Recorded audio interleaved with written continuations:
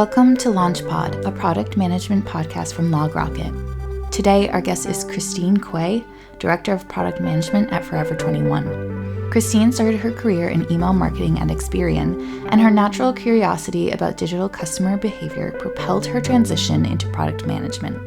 Christine has since worked in a range of industries, including B2B SaaS, e-commerce and fintech, and led product organizations at Chipotle and PetSmart before moving to Forever 21. On today's episode, LogRocket's VP of Marketing, Jeff Wharton, talks to Christine about the challenges and strategies involved in aligning digital transformations with physical customer experiences, using user research to enhance customer loyalty, tackling product management obstacles, and optimizing team dynamics for successful outcomes. So here it is, our conversation with Christine Kuei.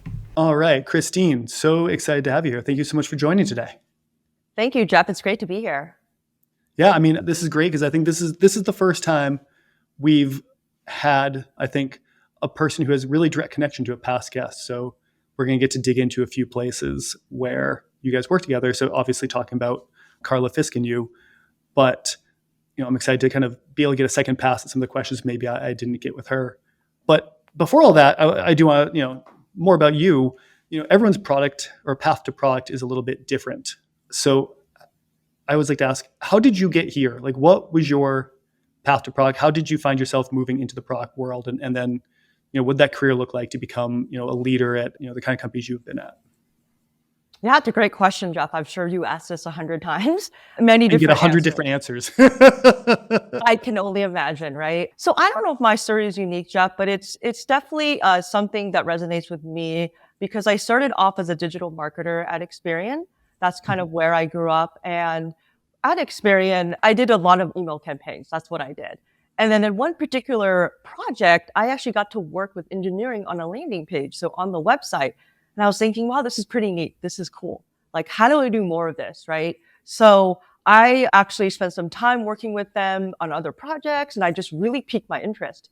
And at the time, there was an opening for a product manager role at Experian. And I applied. I was like, you know what? I'm going to throw my hat in the ring. I knew the hiring manager, great relationship. I already knew the company, the products, the people. I applied, went through the process, and, she gave me a shot. She said, you know what? I think you have the skill set. Let's give this a try. So I know it's not like a lot of other people that had to kind of get their MBAs or they went from consulting, but I sort of was fortunate in where I was at a company where they supported me and they believed in me because I was a high performer. They gave me the opportunity to explore product management. So that's really where I made my transition. It was pretty seamless because I had already had that foundation at Experian and fantastic leaders who backed me up. So thank you to all of them to this day. Now, that's a background that I feel like we don't see as much. And I'm often so surprised by this. So I obviously am in marketing, and I have kind of long felt that there's just so many parallels to marketing, I guess, done well, and product management, where you have to look at how are you executing, what are the goals, what is success, and define all that. And you really have to pay attention to, prioritization. And, like you said, then you often are working on landing pages or other things that are getting produced or other products actually being built for the marketing. So I'm always surprised not to see more marketers going into product, but glad to meet one here. So that actually was different than most of the answers I've gotten. Oh, that's good to know. I'm a little bit unique. I didn't think so. Yeah, I am a digital marketer at heart, Jeff. So I do understand, right, top of the funnel acquisition, lead gen. I currently work in SEO, organic search. So I kind of have the whole kind of holistic perspective. Nice. And I think that actually brings us kind of to an interesting point about product and one you've talked about a lot, which is kind of when we had Carla Fisk on a couple of weeks back, she has talked a lot about kind of outcomes versus outputs. And you both have worked together a couple times now. I'd love to dive more into this around kind of building empowered teams and how do you do this? And it seems like a key part of that really is this idea of outcomes versus outputs. And it's a good parallel because it's something you run into marketing too a lot where, it's not just about getting the thing done. It's about actually achieving a goal, and just the kind of outputs are secondary to the outcomes. So on that, I guess, love to talk about kind of you found yourself at two companies there where I think they were kind of digital transformations, digital maturations. But can you give us a little background there first and we can kind of dive in? Sure, absolutely. So for context, Carla Fisk and I worked together at Experian, and then we left the organization, went on our separate product career journeys. Then we reunited back at Chipotle in 2020, both as product leaders. We were hired to really help elevate and drive digital maturation and transformation efforts at the company. I can imagine Chipotle in 2020, interesting place to be, the rise of digital ordering and online ordering, and just how do you run the brick and mortar and the digital, and this world that had historically been, I would assume, almost totally brick and mortar, suddenly had this giant digital element to it. I guess, what did that look like when you walked in the doors there? What did what was the kind of initial impression when you came in and that they needed this maturation? Great question, Jeff. So as we all know, right, 2020 was a year of the pandemic, and Carla and I joined at the height of it, right, and somewhere in 2020. And really at the time, the top priority for Chipotle was supporting their online orders, just the digital growth, the surge. So really their focus was on growing and scaling their digital business to support this hyper surge in online ordering. Restaurants were not readily accessible. Customers couldn't go to their favorite restaurants and order like they normally do. It was all online. And I remember at one point my team, because it was so just frenetic and just so chaotic, they had to take customer calls. Like the call centers, they were intaking calls from customers because of just the flood. People just were just upset. They couldn't go to the stores and their online orders were wrong. So it was a hurricane. It was a tornado, eye of the storm in 2020 at Chipotle. And they doubled down, and executive leaders from probably CEOs, and below to say, we need to fix this. We need to get things right. We need to put a lot more into our digital product organization. Yeah. And I assume, kind of step one there, I feel like there's been a lot of talk recently about outcomes versus outputs, and the whole, Marty Kagan has his whole soapbox right now about the theater of product, and that's, feature teams and that kind of stuff. But I've kind of thought about this, and this is a great example. There's a point in there where, for something like a Chipotle, where it is going just such a seismic shift in how they're going to market. At some point, it really is. Is it better to just get the feature out and good enough versus really perfect quality? Like, is there a place where this kind of idea of just feature output is actually the right metric, and then at some point you maybe swap, or what do you think about that? Yeah, another great question. You're on a roll today, Jeff. And I will say, Marty Kagan, I'm a fan of his. I actually went to his workshop in San Francisco. He is so inspirational. I have his books, multiple books. I just wanted to give him a shout out. So back to your question though. So here, the context at Chipotle when I joined, right? So we need to get this done mode, right? Because there was just so many features, heavy backlog, tech debt, a high stakes environment from customers, stakeholders. We just needed to get things shipped out the door in time, just to make sure people got their digital burritos, right? They needed to order. So in that specific scenario, I would say, yes, we had to lean in more on the output. We had to lean more on execution and getting our Jira tickets into the sprints and executed. And that's fine. At the time, completely acceptable. But I would say overall, holistically, that's not how you want to operate on kind of, if you want to scale and really lead your teams to success, that should be more sort of a short-term, almost a dire situation where you really just have to keep churning out features after feature to meet the needs because you're just so overwhelmed. So that's kind of an outlier situation that I stepped into. And then I had to obviously turn that around, right, in Carla's partnership to be much more outcome driven, much more thoughtful and intentional about how we launch products. I remember I had a manager years and years ago at my first tech startup I worked at. And we were just kind of slamming through, thing after thing after thing. And the level of productivity was, probably 2x what was really sustainable. And it was a lot of just putting out, marketing feature, the equivalent to features in marketing. And finally, he sat down and pushed back on leadership of the company and made the point that, you call it breakneck pace because if you do it for too long, you're going to fall and break your neck. And I always took that to heart, that there are things that you do in a sprint, not an agile sprint, but a sprint is in a short, extremely fast focused period, but that's not a sustainable thing. And maybe you have those once in a while, but in reality, after that, you have to take a little bit of a rest and slow it down and look more forward. I always think those have a time and place, but you have a really good quote here that I've read a few times from places you've talked this idea of, what got us here won't get us there. And I feel like that's really applicable to this idea of there is a place for feature team kind of facet or feature team focus for a little bit, but that's not going to get you to the next level, as you said, right? It's not going to scale. So what's the pointer? What's the signal, or how do you know when you need to kind of take a hard look at that and go, okay, we need to stop, we need to prioritize, and we need to start flipping to more empowerment, more focus on outcomes, and really building this much more, productive team that's going to build the next level of what we need to do. Yeah, I mean, you just kind of hit the nail on the head. I mean, that mantra, what got us here won't get us there, is something I used a lot at both Chipotle and PetSmart when I was trying to really empower and level up my team. And with that said, what makes me really propel this idea is that, when I come into an organization, my initial assessment period, my 30, 60, 90 days, I make a lot of observations. I do a lot of evaluations, both on people, process, and technology. And within that time period, I'll know, right, based on my experience, like they're falling short here, there, like we need to move the needle in these specific areas. So it's more of an overall assessment that I make based on their current processes, the talent of the people, sort of how they work together.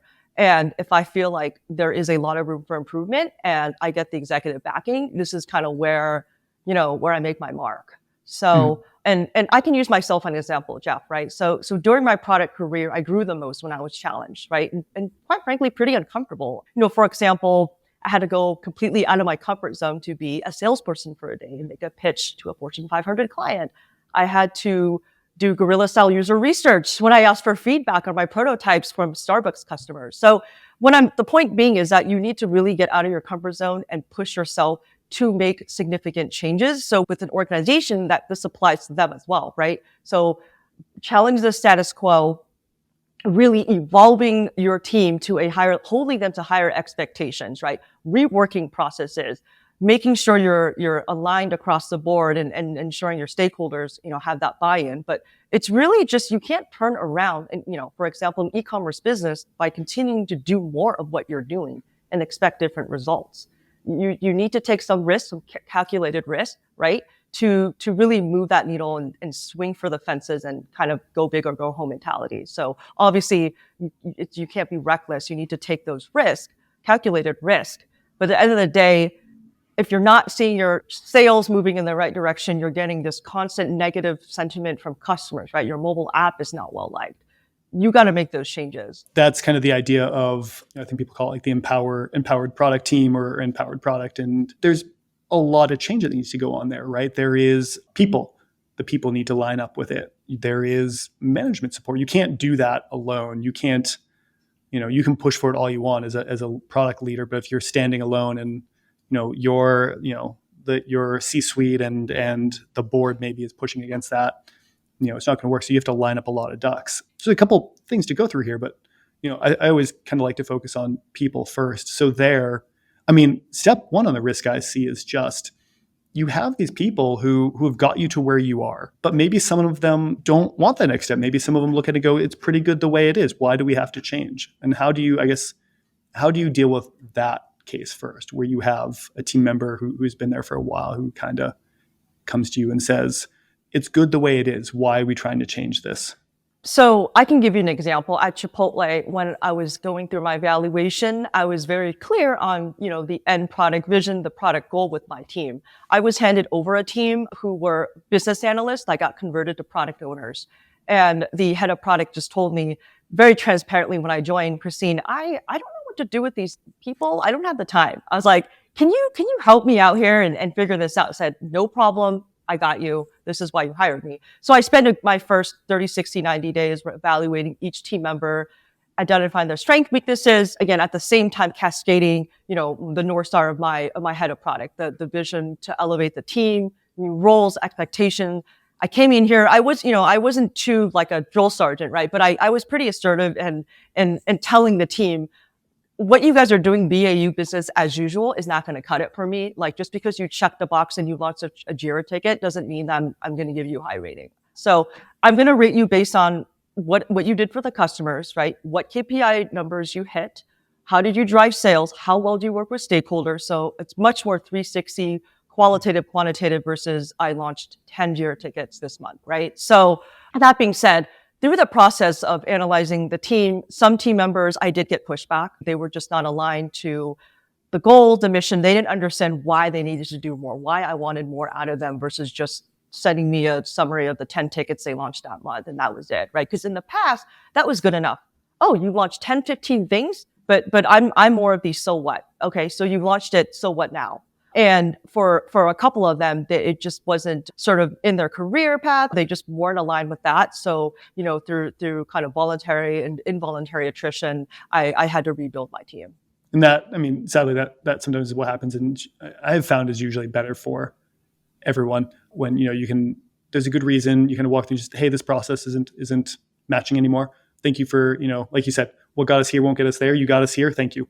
But yeah, I think that is so important to just be very clear about here's how we're going to look at this going forward. Here's what success is. At some level, you do need to lay out, this is what we're going to do to get ahead. And, happy to discuss, but in the end, it's get on board. So that's, one piece of it is building those people. And then, you brought up some people, unfortunately, did have to, leave either voluntarily or involuntarily. And that means you are inevitably, in some cases, hiring at that point. Either you're scaling and growing the team or you're replacing those people. How do you hire great people? What's your secret to, or what do you key off of when you're trying to find the best people for your org? Yeah, it was rough, Jeff. There's a time period where I had probably 4 or 5 open roles at a very busy time period. So these were integral parts of the team. They led the scrum teams. I mean, I was to get good people at the height of 2021, which I think you're aware. It was not a good time to be hiring. It was it was the inverse of today, right? The employees had all the leverage. So I was fighting tooth and nail. And Chipotle is a great brand, right? Great company. So my recipe for success when I had to hire under the gun in a tight market was really, I want to be that first step in sort of evaluating the person on a very sort of qualitative level. When I say qualitative, I was looking at their potential, coachability, attitude, right? The things that will really make them kind of thrive and grow at a company like Chipotle. I was looking for somebody that really wanted to be there, and I was looking for intrinsic motivation and basically a genuine interest for the company, not just looking for a job, because I knew they were interviewing at other places. So I was a first barometer. I had to trust myself because I put myself in their shoes since I was a product manager for close to 7 years before I became a leader. I knew what they were thinking. So after that, I had a panel. I carefully selected an engineering leader, some product team members, UX, and I kind of leaned on them to hey, I want you guys to assess them on a quantitative, either do a case study, ask them harder questions, but I want to make sure they can do the job right? Because I'm the one evaluating their potential and the intangibles. I leaned on my team of experts to really kind of evaluate the candidates pretty much on the job performance. Can they do the job well? Can they work with you? So, and I had very good relationships with my engineering leaders, with my UX leaders, with the team. And, I wanted them to get excited. So for me, a big part of my key success for hiring talented people is having others around me, right? Vetting them in the same way I would, because I wanted them to have a stake at the table, my partners who would be working with my team on a day in, day out basis. Were you actually doing the initial call screen, or do you have a recruiter doing that? Because I have an opinion here, but I'm curious how you guys do it. So the initial screen at the high level, comp and sort of things like that, title was through a recruiter. Yeah. But I was the one that really kind of honed in on like I said, the coachability, the intrinsic motivation, the intangibles. I don't think the recruiters went to that level. It was more the sort of the high level questions from my understanding. I mean, obviously they probably dove into some of their job experience, but not they didn't interview them like me. I remember 2020 extremely, extremely well because we were hiring a lot of people at that point, as everyone was. Yeah. And that was one of those times where I found, I think our recruiters actually were very happy about this because I told them, don't even do the first call. Just schedule the initial thing with me. I'll go through everyone. Just load me up. I'm going to do everything I can to get this done. And I think it helped hiring because it telegraphed to the best people that it was a really important role, that you're not talking to a recruiter, you're talking to the hiring manager right out the gate. And B, like you said, you kind of able to understand that nuance a little bit where maybe someone doesn't tick all the boxes correctly, but they have that intangible, or maybe they do tick the boxes on paper, but there's just something, askew there where it's not going to work. And I love recruiters. We have a team of fantastic recruiters here who are amazing and they do great work, but just being, close to doing the job day to day, I feel like you have a better sense for how that works. That was my secret there, that I think we were able to hire really well. So I'm always kind of curious how people handle that. So now, we've kind of gone through outputs versus outcomes and how you, overcome that, as well as how you get, those really top tier people, and how do you make sure you have a team aligned to, moving towards this kind of idealized state of fully actualized, empowered product team. But does one of those things have to come first, right? Do you have to build the empowerment and do you have to build that end of it? Or do you have to get the great people there first so that you can gain the trust to get that empowerment, right? Like, I assume leadership has to back you to do this. So how did you look at that? Did you start on one side or the other, or what's the process there? Yeah, that's a really thoughtful question, Jeff. Can I answer yes and no, or that's the fun of this. Great. For the yes, I would say that at Chipotle, as I talked about, I had to hire 4 to 5 people within a short span of time. I needed to hire the right talent that were aligned with my mission and value, and I shared this with them during the process. So in that perspective, yes, I started with the people because I brought them in. I hired them myself, and they were able to excel in their roles quickly, right? Because they already aligned with my mission, the goals, the kind of outcome-driven philosophies that I had. Because we talked about it during the interview process, and this is the kind of environment they're used to working in, and they're super ambitious. So it was easy for them to kind of take part of this digital maturation at Chipotle. For example, on the flip side at PetSmart, I had a people leader reporting to me where he moved from a senior manager of front-end development, which is pretty technical role. So he was managing developers, to leading, 5 or 6 product owners, completely different roles, completely different BU. But he was able to make that transition, and I empowered him to do so because he had the foundations of being outcome-driven. He was very customer-centric and a servant leader like myself. He is probably one of the best leaders I've worked with. So for me, I just had to teach him the product management 101, right? Just the different kind of nuances, the strategies, road mapping, things like that. But the hard part, right? He really had down. He understood when, I had the KPI, workshopping, and I wanted the team to really focus more on the sort of the data points, sort of the customer pain points and challenges versus going back to it, the JIRA tickets, right? The assembly line. And he understood what I was trying to achieve, and he evangelized that. And that was so critical for me as a people leader to have my, cascading my message, because it just kind of reinforces my, my philosophy. Looking up now from that same kind of objective, did you have to do anything to align, maybe your CEO or other people you reported into, to say, hey, we're going to change how we do this. This is going to be better. It's going to be a change, but it's going to be better. So I would say for any type of large-scale digital transformation or maturation, step 1 is you need executive buy-in, to your point, right? So at Chipotle, because I was hired on to lead this initiative, it checked the box. At PetSmart, sort of have checked the box. It was sort of almost there. It was a single line. It was a line. It was a vertical line. The product team very on board, obviously, of course, right? To really level up the teams and organize our processes in a different way. But, the engineering side sort of were asking questions like, wow, like what is really going to change? And because they were more concerned about any of these changes impacting their velocity, right? Their throughput, because for engineering, right? They're really predicated on like, we need to get these code releases done. We need, right, the volume product is different. So that buy-in wasn't completely different at PetSmart. And how do you accomplish that, right? Because I think everyone's used to maybe having to go up vertically, but this is a case of, maybe going a little bit more horizontal and leading and bringing other people along, or convincing others, go with this plan that's going to make their life probably better in the long run, but change is always a little painful. So how'd that process look? So at PetSmart, I had a really strong relationships with the VP of product, my other product leader peers, director level. So we just really influenced through just socialization, right? Just like creating a couple, useful visuals and slides. And really it was more about just meeting and just talking things through. We just had a lot of conversations to explain the type of changes that we wanted to make. We worked together. We brought our team in. We brought our engineering team into the fold. We wanted to make sure that we got their input, right? Because it would impact their processes as well, because they are part of the Scrum team.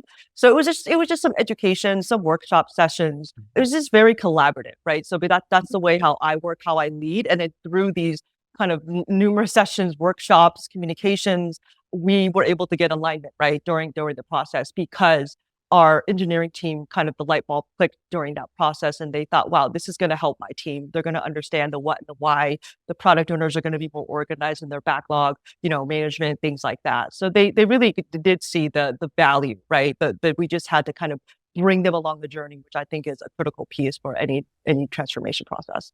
It's interesting. I feel like I've heard more and more recently about this kind of cross-functional accountability. We had Jason Penkethman on from Simpro recently, and he talked about the same thing. Is he'll actually bring in not just the engineering team, but sales, marketing, kind of all the groups involved, and everyone will have kind of, they'll see the benefits, but they'll also have accountability goals of how we build this collaboratively and how we all signing on to be responsible for, outcomes as a result of this work. So I feel like that's a neat trend I love seeing, is kind of this, building a holistic company takes aligning everything. And I think one of the lessons I've learned coming up through, 20 years of doing this and going from an IC to a leader is so much of success is, part of success is doing the right things and doing them well, but part of it is ensuring that there's alignment throughout the org about those things. Because you have one team doing really, really well, you still have a lot of levels to go before you hit revenue. So that's neat to hear you talk about that too. I love that. Do you mind if we kind of completely pivot? I feel like we've been on people and kind of empowerment of product teams a lot, but I'm going to just completely 180 degrees change the subject, if that's cool. Because you've had kind of a unique experience here where several companies in a row, you have been at places where there's a big digital component, but there's also a big brick and mortar component. And, I've had a long background in SaaS. It's something I have not really run into as often. So this always intrigues me. It's a world I don't know, and I'm always curious about what are the unique complications that come up with that, right? Chipotle, PetSmart, Chipotle especially, I can only imagine people are ordering, but then the last mile is in person. PetSmart, I'm not, as sure of how the interaction crossed over, but like what comes up from that? What do you have to think of that maybe doesn't happen in pure SaaS? And can you kind of walk us through what that looks like in general? Definitely, because I work for B2B SaaS companies, so and software companies, so I get that, Jeff. I think the biggest change for me evolving from kind of more tech SaaS companies to brick and mortar is just that you have a storefront, right? You have that physical location, the PetSmart store, the Chipotle restaurant, right? The Forever 21 store. So the biggest kind of, and I don't want this to be a buzzword, but I'm just going to say it. I'm sure you've heard it, the omni-channel. You've got to bridge that gap between the physical store to the online journey, right? Because I've seen, in my experience, it's hard to do this, but there's ways around it. And so for me, it's really understanding, like, how do I get my app and web kind of, together in parallel, but also like the store. If somebody's shopping in the store, how are they, going to, if they want to check something online, they need to do that like simultaneously. So that is the biggest challenge, because with the store and restaurant, there are operations teams, that point of sale teams, which adds a different level of complexity when you're developing a product, because it's not just software developers.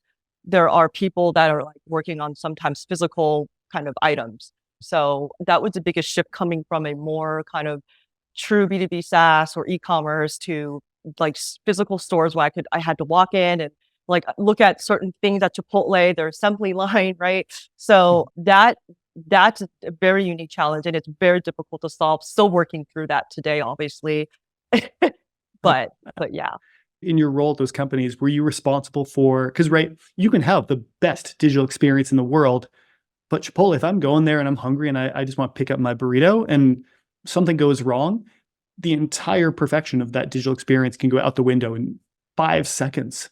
So do you, does that responsibility extend to the in-person too, or is that separate kind of responsibilities there? So we had a digital restaurant experience that supported our restaurant support team, our restaurant operations team. I think the number one customer complaint, it could be different now, but at the time it was my order was wrong. That was number one, because we had a separate digital make line that was just focused on making orders for digital channel orders. But yeah, there was obviously margin for error. So when people are in the store, they're upset. Actually, one time somebody was upset because their order was wrong when they walked out before they checked, and they were just kind of arguing. And I said, "Hey, what happened here?" It's like, "Oh, I used the app." I had them walk me through the situation. They showed me their order on the app, and sure enough, it looked correct. And then, but with assembly digital make line just forgot an order. It was like extra cheese, and they did extra guac instead.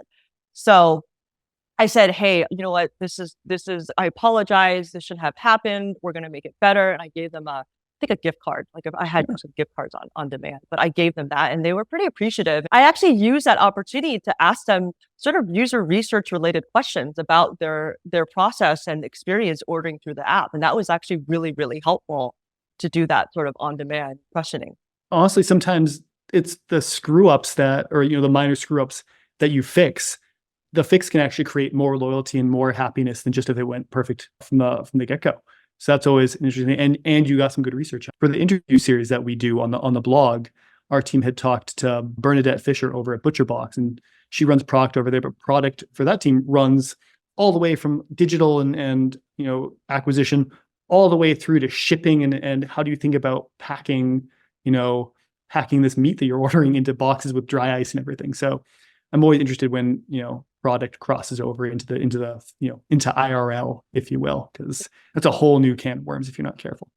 Well, Christine, it was awesome having you on. I really, this was a fun time. I'm glad I got to hear so much about these digital transformations and maturations that you've gone through. I think some really good tips that people can take to look into. How do you build these teams? How do you turn around teams that are maybe more output focused? How do you turn them around? How do you get that empowerment? How do you build the right teams? Just fantastic info. And also just, always great to hear anecdotes from Chipotle, because I think that's a place that we've all been. So, but if people are, want to follow up with questions or have, things they're curious about, is there somewhere people can find you? Or they can find me on LinkedIn. My profile is right there, and just feel free to send me a message and I'll be there to answer.